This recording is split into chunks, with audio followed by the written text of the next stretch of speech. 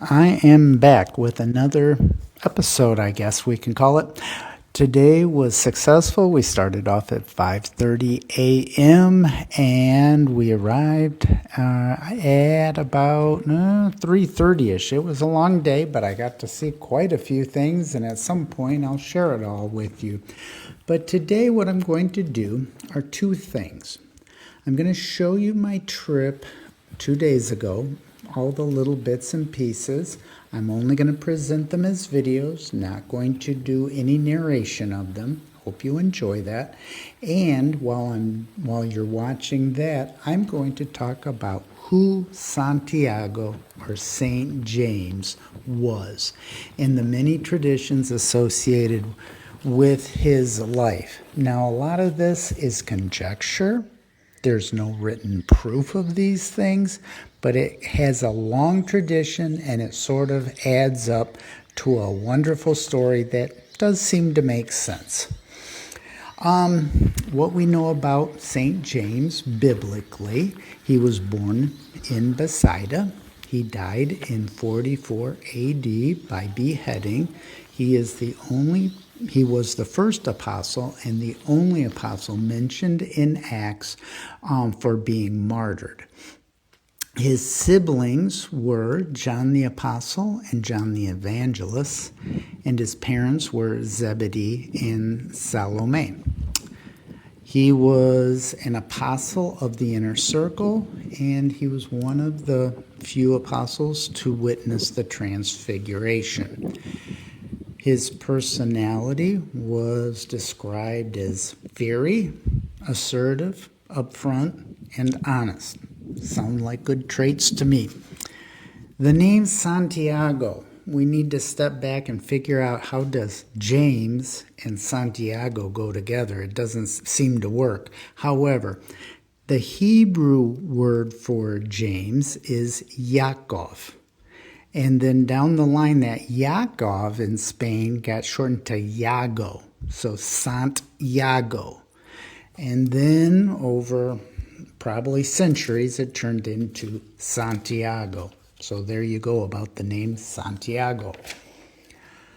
Tradition says many things, and just let me be categorical. I do not claim to be an expert. What I've done is gleaned lots of different stories on the internet, and you're welcome to look at all those stories as well. But I've combined it to say what I'm going to say tonight. I do not claim to be an expert. He went to Spain after Jesus's death and resurrection. Jesus's message to the apostles was to go to the end of the earth. And so different apostles went to different regions of the Roman world, and James went to Spain. From what we know, he experienced mixed or little success during his lifetime there in Spain.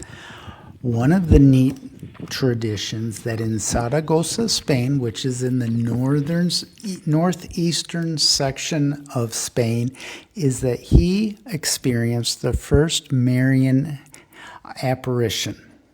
That Mary was on a column or a pillar, and she spoke with him and told him to build a church at that spot, which is now, it's still a church over the millennia. There have been many changes, but it is now called the Basilica of Our Lady of the Pillar. And what makes this Marian apparition unique is two things. Number one, it was the first Marian apparition. And number two, Mary would have still been alive. So that's pretty interesting. At some point, and we don't know why, he returned to Jerusalem with some of his followers, and that's where he infamously was martyred by beheading. And his followers returned him. One of the traditions is took him back to Spain and buried him in what is now Santiago de Compostela in northeastern Spain in the province of Galicia. However, there are other tradition is that he was in a concrete tomb boat and it floated miraculously to Galicia. That's another tradition. Over time, many miracles have been attributed to him, but mostly it was about the pilgrimage, the pilgrims and the pilgrimage. So you can read up on that. And there is a bigger story that really lays claim to St. James as being the patron saint of Spain, is that he miraculously appeared on a white horse with a sword in the crucial battle of Clavijo between Christians and Moors, Muslims, Christians. That is why he is referred to as Santiago Matamoros, or translated into English, Santiago, Killer of Moors. And there you go with that story.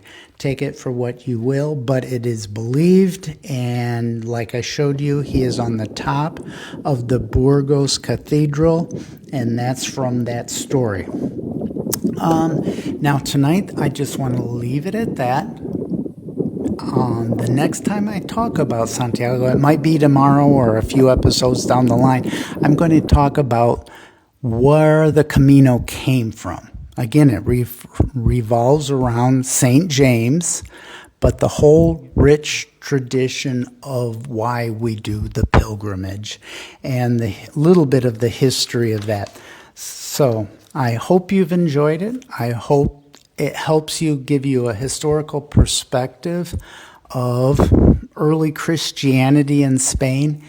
And we will talk with you soon. Take care, all of you. Bye.